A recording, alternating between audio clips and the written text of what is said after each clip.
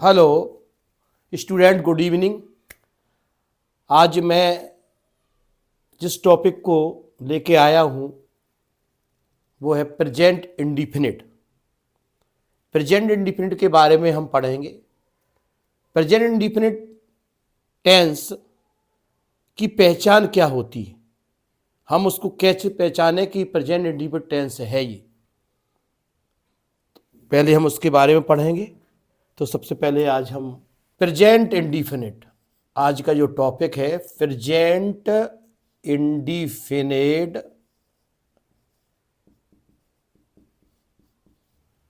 Tense, जिसको कहते हैं हिंदी में अनिश्चित। बच्चे नोट करते जाना, समझते जाना।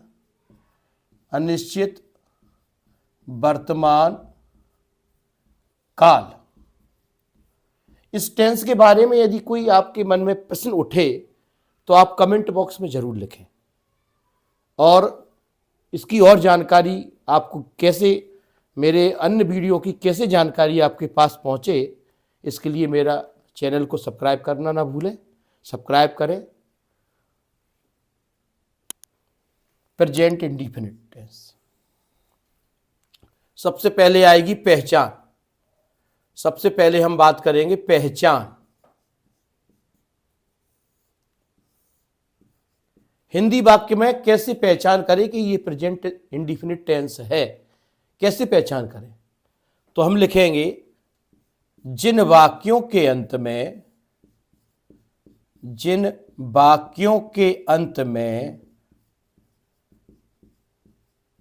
में ता है, ती है, ते हैं आदि शब्द आते हैं, वे वाक्य या सेंटेंस प्रेजेंट इंडिफिनिट के अंतर्गत बनाए जाते हैं।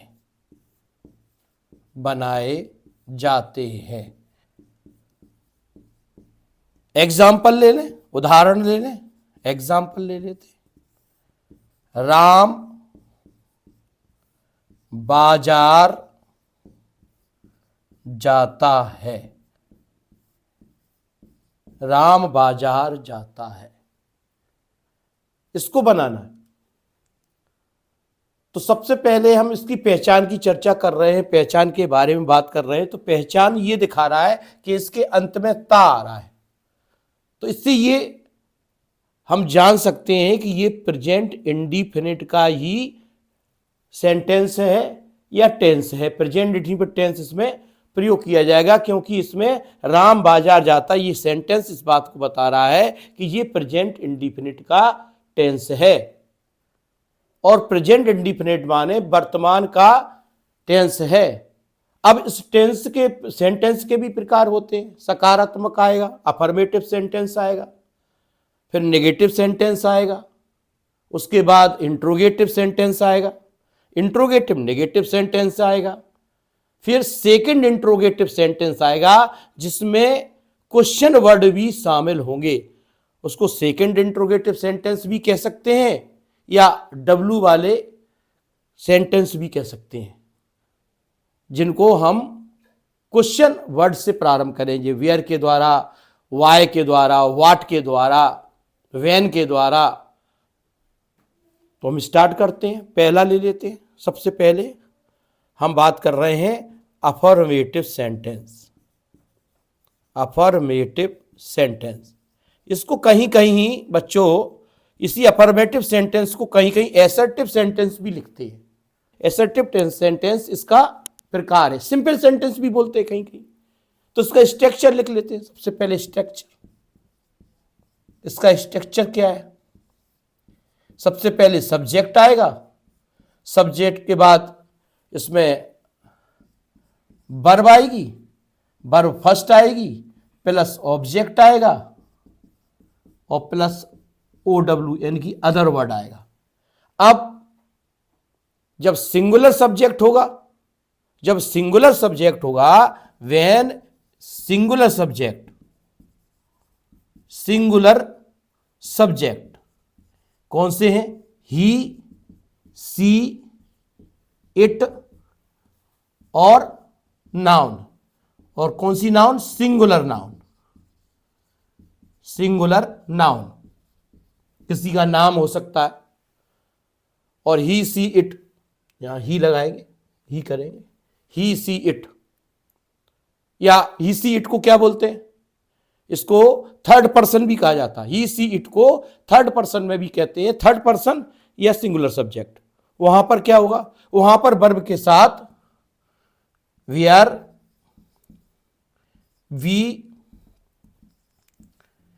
आर एडिंग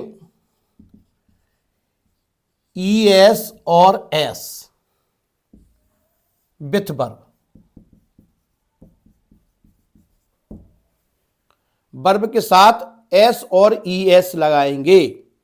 सबसे पहले हम सिर्फ सिंगुलर सब्जेक्ट के ही सेंटेंसेस बनाएंगे और उन पर ही प्रैक्टिस करेंगे।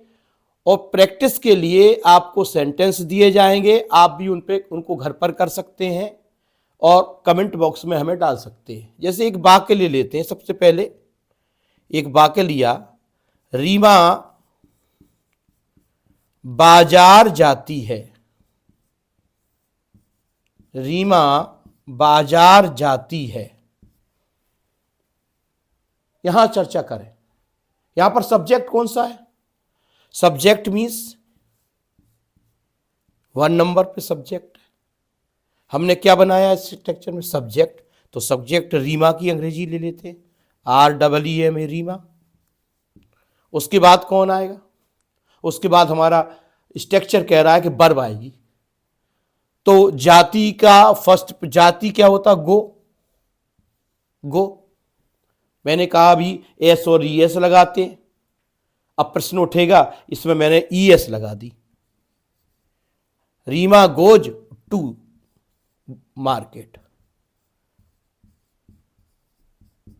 Reema goes to market. अब बच्चों के मन में प्रश्न उठ रहा होगा, सर आपने ES क्यों लगाई?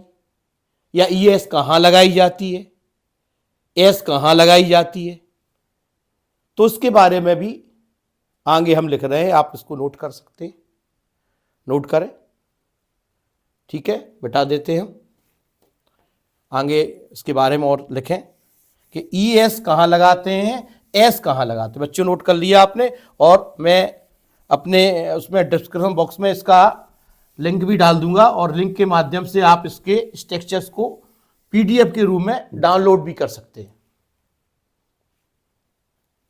जैसे S कहां लगाई जाती? सबसे पहले ES के टॉपिक में बात करें। ES कहां लगाई जाती? जिन के नोट लिखें, नोट NOT नोट। जिन क्रियाओं के अंत में, क्रियाओं मीन्स वर्ब्स, जिन क्रियाओं के अंत में SS, OX, SH, CH आदि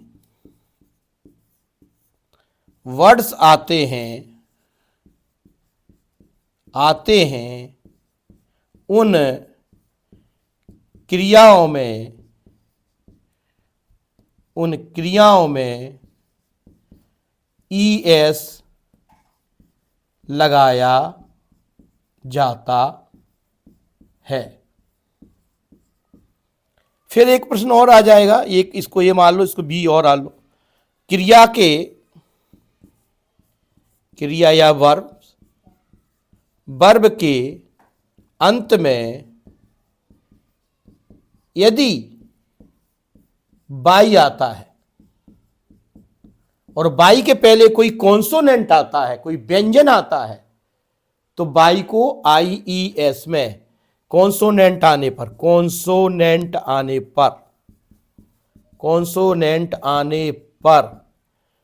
बाई को IES में बदलते हैं।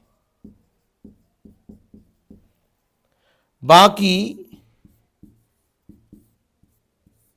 स्थितियों में एस ही लगाया जाता है, एस ही लगाया जाता है। ये प्रेजेंट इंडिफिनिट के सिंपल सिंगुलर सब्जेक्ट के सेंटेंस हैं, उनके बारे में, अफर्मेटिव सेंटेंस के बारे में जानकारी है। जैसे राम बाजार जाता है, और ले लेते हैं कुछ सेंटेंसेस और ले लेते हैं एग्जाम्पल के तौर पर। बच्चों नोट कर लो उसको, उम्मीद है आपने नोट कर लिया होगा। आगे, बे खाना, सिंगुलर की बात कर रहे हैं, अभी सिंगुलर कुछ सिंगुलर सब्जेक्ट को ले लेते हैं अपन। सीता पत्र भेजती है, सीता पत्र भेजती है, सिंगुलर सब्जेक्ट है सीता। एक्शन वर्ड क्या है इसका, इनकी वर्ब मीन्स एक्शन वर्ड, भेजती एक्शन वर्ड है बस, भेजती। उसके बाद कौन आएगा, ऑब्जेक्ट है पत्र। हम सीता की अंग्रेजी बनाए सबसे पहले, SEE सीता। अब ये कौन सा सीता, कौन सा फॉर्म है, सिंगुलर फॉर्म है, सिंगुलर सब्जेक्ट है। तो सीता के साथ मैं अभी नियम में बताया, अभी स्ट्रक्चर में लिखाया था कि जब भी सिंगुलर सब्जेक्ट आएगा तो उसमें उसकी वर्ब के साथ में एस और ES लगाएंगे। यदि आपको कोई समस्या हो बच्चे कमेंट में आप डाल सकते हैं। सीता, तो इसमें जो आपकी वर्ब है ना, वर्ब में एस और ये, तो भेजती की वर्ब क्या है, सेंड, तो हो जाएगी सेंड्स, क्योंकि इसके साथ आप देख रहे हैं डी है, इसका जो लास्ट लेटर है वो डी है, सेंड्स आएगा। और किसको भेज रही है, किससे भेजा जा रहा है पत्र को, a letter. Sita sends a letter. एक और एग्जांपल ले लेते हैं। गायत्री गाना लिखती है, गायत्री गाना लिखती है। हम इसका गायत्री सिंगल फॉर्म है, एक नाउन है गायत्री, लिखती है, राइट्स, राइट आएगा, लास्ट में ई, राइट्स हो जाएगा, आ सॉन्ग। और एग्जांपल ले लेते हैं। वह है गाना लिखता है, वह गाना सुनता है।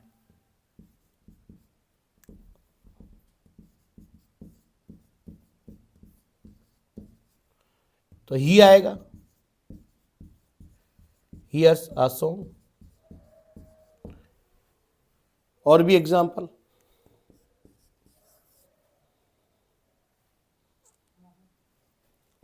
सुनीता मुझे बुलाती है, सुनीता मुझे बुलाती है। इसको देख लीजिए, यहां आएगा सुनीता, SUNIT सुनीता। कॉल आएगा, कॉल्स हो जाएगा, मुझे, टू मी। और एग्जाम्पल, आज वर्षा होती है, आज वर्षा होती है। ये बहुत अच्छा एग्जाम्पल है। वर्षा के लिए इट, नेचर के लिए इट का प्रयोग, होती है, रेन मीन्स वर्षा, रेन्स हो जाएगा। और कब हो रही है, टुडे। कभी कभी टुडे का प्रयोग पहले भी कर सकते हैं, टुडे इट रेन्स, और बाद में भी किया जा सकता है। ये आपका प्रेजेंट इंडेफिनिट का पूरा सिंगुलर सब्जेक्ट के बारे में इंट्रोडक्शन है। आगे हम जाएंगे प्लूरल सब्जेक्ट पर, आगे हम बात करेंगे। अभी हम बात कर रहे थे थर्ड पर्सन की, ही सी इट की बारे में बात कर रहे थे, थर्ड पर्सन के बारे में। अब आगे हम बात करेंगे आई, बी, यू और दे के बारे में। दे भी थर्ड पर्सन है, मगर हम आई, बी, यू ये प्लूरल सब्जेक्ट है, दे भी प्लूरल में आता है, ही सी इट सिंगुलर में आते हैं और थर्ड पर्सन भी होते हैं, और दे भी थर्ड पर्सन है मगर उसको प्लूरल सब्जेक्ट कहते हैं। हम प्लूरल सब्जेक्ट के बारे में और उसके स्ट्रक्चर को लिखेंगे। इसको मिटा देते हैं, आप नोट कर लीजिए। और बच्चे आप इसको जरूर सब्सक्राइब कर लें, मेरा प्रयास है। और मेरा प्रयास कितना सफल है कितना असफल है ये तो आप अपने कमेंट में लिखें और अपने द्वारा प्रश्न पूछें। कोशिश करूंगा मैं आपको अधिक से अधिक समझाने की। Thank you.